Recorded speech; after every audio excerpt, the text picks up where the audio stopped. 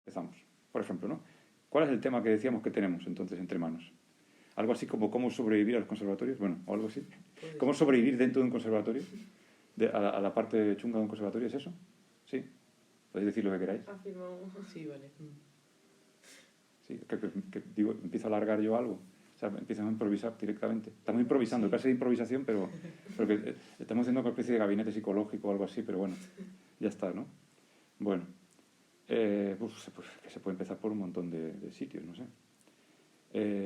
Como decíamos, ¿cómo sobrevivir al conservatorio? Es decir, el equilibrio entre que es un sitio que forma profesionales, pero al mismo tiempo, claro, si tú si se pone demasiado el acento en la parte negativa, o sea, en la disciplina como objetivo prácticamente, o en conseguir grandes cosas profesionales o simplemente vivir de eso, bueno, etcétera, bien, pues claro, por el camino uno puede acabar casi odiando la música, como quien dice, ¿no? ¿Es cierto? ¿Estoy exagerando? No. Nos ha ocurrido a todos, ¿no? Sí, Sí. ¿Sí? O sea, y nos ocurre... Sí. O sea, quiere decir que es una lucha que no se da por hecho, que uno disfruta y ya está, ¿no? ¿Vale? O sea, que lo digo porque, o sea, a ver, yo hablando aquí con... Hay que hablar abiertamente de... O sea, hay que hablar abiertamente de los problemas, pero no quedarse en eso, porque el asunto es que la mayoría de los problemas que se analizan, se queda uno en diagnóstico y queja, ¿no? O sea, quiero decir... o sea, y a veces gente... O sea, yo veo muchas cosas por internet hablando de la democracia, de política, de cualquier tema, y hay gente que se limita a decir, bueno, ocurre esto no hay por dónde cogerlo, nos están engañando y ya. Y después, o sea, y lo único que queda muchas veces es la queja y, bueno, el mundo que se viene, esto no sé qué. Pero no, o sea, bueno, intentar soluciones, ¿no? Soluciones prácticas.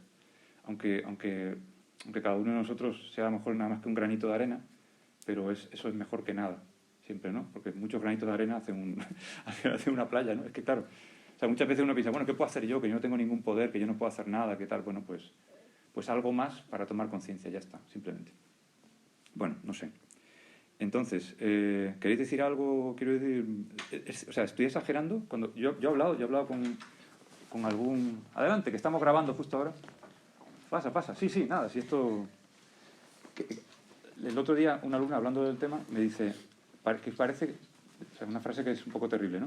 Parece que los conservatorios están diseñados para que uno pierda las ganas por la música o que pierda la afición por la música o algo así. Bueno, si eso es cierto y eso es algo que está en el sentimiento de mucha gente, no, tampoco hay que esconderlo como si fuera un tabú o como si fuera algo que bueno, mejor no hablar de eso, o eso sería una especie de insulto a los conservatorios. No, pero los conservatorios hacen muy buena labor y tal. Bueno, claro que hay que decir que hacen buena labor, tal.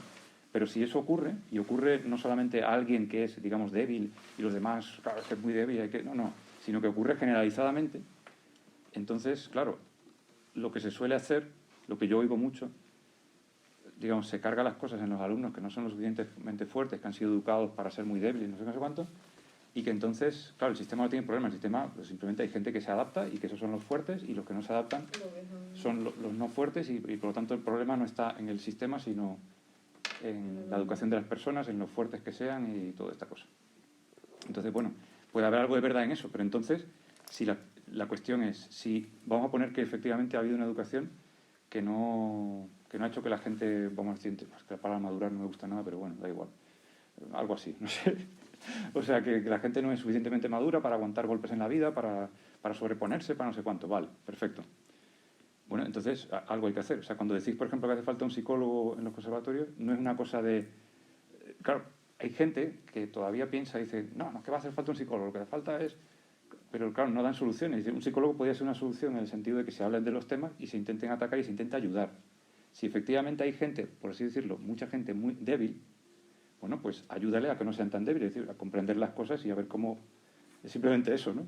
Es como si alguien toca un instrumento tal y dice, bueno, es que es así, toca mal y ya está, o no tiene condiciones. Dice, bueno, pues ayúdale a que, no sé, dale trucos para que pueda mejorar, ¿no? Simplemente, ya está. Entonces muchas veces nos paramos nada más que en el diagnóstico y no intentamos esto. Entonces, sin yo ser psicólogo y nada, vale, sí, es verdad, pero, o sea, pero como he pasado por conservatorio y mucho tiempo y he sufrido y todavía incluso sigo sufriendo porque hay momentos que que cuando uno ha estado muchos años en una cosa, un tipo de sufrimiento psicológico más o menos, ¿no? Hay veces, la típica cosa que se dice, ¿no? Que se despierta uno con sudores fríos por medianoche. Pues, yo todavía tengo pesadillas a veces, no sé si ocurre también, no tanto con el conservatorio, sino más bien con la parte de instituto, colegio y tal. O sea, yo a veces, de vez en cuando sueño que me queda una asignatura en no sé qué sitio, yo tengo 55 años, ¿vale? Pero o sea que, imagínate, pero que me queda una asignatura, pongamos física o algo así, ¿no? Que yo era más de letras, digamos, bueno, y que todavía me queda. Y yo paso un sueño muy malo, una pesadilla, pensando que no he aprobado eso y que me la juego un examen y no sé cuánto. Luego no es una cuestión solo de conservatorio, sino de un sistema en el que se pone el acento en lo que no debería. Pero bueno, mi opinión y la de mucha gente es que eso se hace a propósito, precisamente para conseguir mano de obra barata, ¿no? Vamos a hablar claro. Es decir, no interesa que la gente, o no interesa al poder, o sea, digamos las personas enfermas de poder, valga la redundancia, porque también es que, claro, las personas enfermas de poder que tienen el poder como único objetivo en su vida, claro, son muy listas en el sentido de que nosotros necesitamos gente que, bueno, que sean manejables, que no piensen mucho, que no... En fin, que de alguna manera que crean que dependen de nosotros para sobrevivir, etc. Y eso es permanente en todos, no solo en la alta política, sino en cualquier tipo de forma de poder, por pequeña que sea. Entonces, claro, lo otro como que no es rentable, ¿no? No es rentable para el que quiere poder. Que una persona se maneje a sí misma, que sepa ser feliz, quiere decir que no dejar eso la felicidad a la suerte o la alegría a la suerte, sino que, bueno, se puede aprender hasta cierto punto, ¿no? O por lo menos se pueden intentar evitar cosas que te alejan de eso. A ver si no pierdo el hilo. Vosotros interrumpidme todo lo que queráis porque si no pierdo el hilo y ya está. A ver. El tema. El tema es, digo, estaba diciendo que tengo pesadillas, no sé si tenéis alguna pesadilla de vez en cuando. A lo mejor vosotros estáis en medio del meollo y claro, de repente pues hay un examen o algo y hay pensamientos seguramente intrusos ahí, cosas y miedos y no sé cuánto. Y es absolutamente normal, ¿no? Lo que habría que pensar es, ¿qué pasa con un sistema que no favorece el placer de aprender por sí mismo? Es una cosa como muy idealista, muy, si quieres, se puede pensar que es algo utópico, sí, utópico o muy cursi o lo que quieras, ¿no? Pero en realidad sería lo más práctico para hacer sociedades más sanas. Es decir, estamos en la vida para intentar aprender, punto, ya está. O sea, es decir, desde que nacemos, o sea, los animales, por ejemplo, aprenden cosas básicas mucho más rápido que los seres humanos. O sea, yo que sé, un polluelo cuando nace, pues ya está caminando al poco tiempo, si te descuidas ya casi está volando, y además los padres le incitan a volar cuanto antes y sabiendo que lo va a conseguir porque todos lo han conseguido. Entonces, da igual lo torpe que sea, sí, ellos ya, digamos, están equipados con que enseguida ya son autónomos las personas, ¿no? El ser humano es el que menos autónomo es de todos y, bueno, cada cual sabe cuánto de autónomo es o cuánto se ha atrevido a hacer cosas o cómo le han educado, cómo le han... O sea, que eso, bueno, eso ya hay para todo, para todos los gustos. Entonces, claro, fomentar la autonomía no combina los poderes, pero sí combina a los individuos y en realidad convendría a sociedades también al final. Esa es la cuestión. O sea, mucho mejor, más interesante una sociedad de personas creativas, de personas que intentan cosas sin miedo, desde la inteligencia, claro, asumiendo que hacer daño, por ejemplo, a los demás. O sea, si a mí se me ocurre hacerme con un país entero, con no sé cuánto, y entonces mato a los judíos y no sé qué, pues lo que ha ocurrido, pues claro, eso directamente es una estupidez, claro. Entonces, bueno, a lo mejor, como dice mi madre, pues, bueno, en fin, dice mi madre, bueno, son cosas que había que probar para desecharlas, ¿no? A lo mejor, digamos, pensando bien, ¿no? Y digo, bueno, pues ya, claro, sí, ensayo-error, sí, es la ciencia, ¿vale? Pero, joder, pero claro, el precio de un montón de gente que está la cosa, ¿no? Y los sistemas educativos, no solo los musicales, tienen ese problema. Es formar mano de obra barata, o sea, en el fondo meterse... En el fondo es el timo de estampita, yo es que lo veo claro. En el cine español hay muchos ejemplos del timo de estampita, que más o menos sabéis lo que... Bueno, es que está bien que lo hagan además porque es una... bueno, para evitar que la gente caiga en eso, ¿no?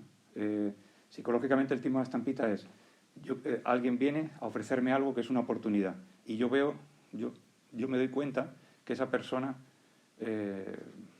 bueno, tiene algún tipo de limitación, por ejemplo, psicológica y que ahí voy yo, me es fácil aprovecharme de esa persona. Pero resulta que esa persona se hace el tonto, no lo es. Entonces el tonto es el que intenta aprovecharse del tonto, digamos. Entonces el timo de la estampita pues es un castigo tremendo al verdadero tonto, ¿no? El que intenta aprovecharse de tal. Por eso digo que la sociedad es como un timo de la estampita a gran escala.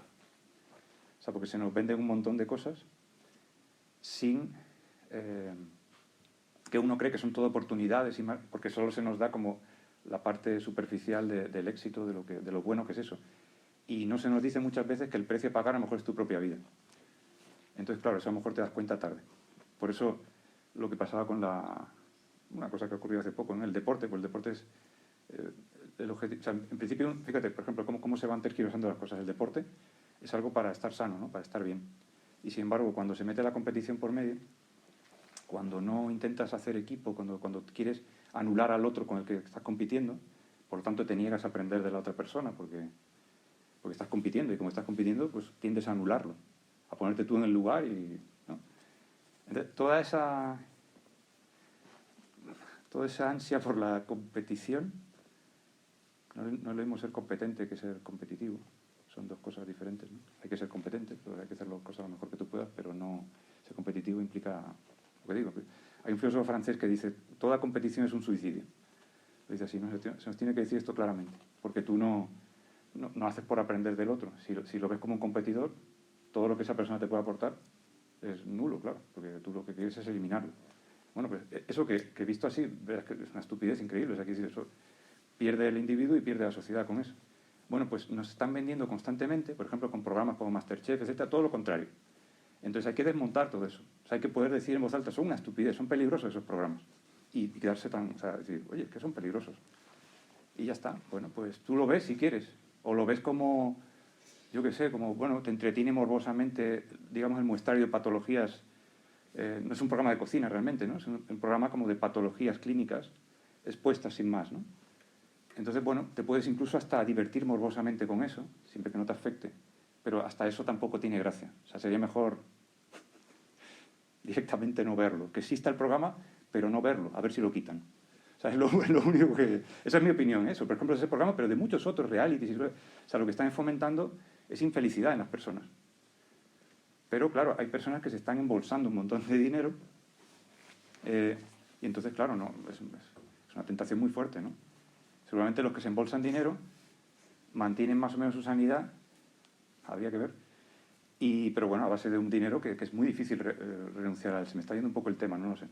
Claro, que tiene que ver esto con los cosas autoritas, ¿no? Da igual, o sea, quiero decir, en todas las organizaciones hay siempre como una especie de timo de estampita soterrado ahí. Entonces uno tiene que ir por la vida diciendo, a ver, aquí hay un timo de estampita, aquí hay otro, aquí hay otro, aquí hay otro. Esto no, esto no, esto no. Y a lo mejor aciertas más diciendo que no a muchas cosas que diciendo sí.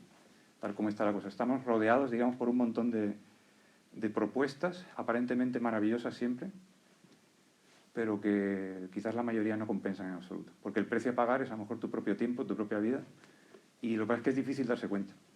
O sea, bueno, quizás cada vez menos. Yo creo que esa es una de las cosas que a veces cuando se habla de los alumnos y de los jóvenes en general, ¿no? Como que no están preparados o que están cada vez más débiles, no sé cuánto. La sensación que yo tengo dando clases es que puede ocurrir eso, pero en general pasa lo contrario. A veces me da la sensación, y esto es un poco decirlo así, pero a veces me da la sensación de que precisamente los jóvenes, en algunos aspectos importantes, igual nos dan 100 vueltas a la gente de mi edad, o tengo esa sensación, pero como es una sensación, tampoco quiero desarrollarla demasiado. Pero la sensación que yo tengo es a veces contraria a lo que se suele decir, ¿no? En vez de, como son jóvenes inexpertos, hay que educarles, ¿no? Yo creo que no, que vais viendo que hay una especie de insanidad flotando en el ambiente y que ya es muy difícil engañaros a ese respecto. Entonces, lo único que os pasa es que, claro, os sentís mal porque estáis en un ambiente que ya intuís y sabéis claramente que muchas veces no es muy sano. Hay cosas que tal. Y sin embargo, nosotros, digamos, desde la adultez tenemos que, nuestra labor es velar por el mantenimiento de las leyes, de lo que tal. Pero claro, alguien como yo que estoy hablando ahora, por ejemplo, pues claro, yo por lo menos me sitúo dentro y fuera a la vez. O sea, yo lo que estoy haciendo ahora es un poco, a lo mejor hasta peligroso, no lo sé. Pero bueno, pero yo lo digo y sí, yo creo que esto, ¿por qué no subirlo? Ya está, o sea, quiero decir, son reflexiones. No sé si se me está yendo un poco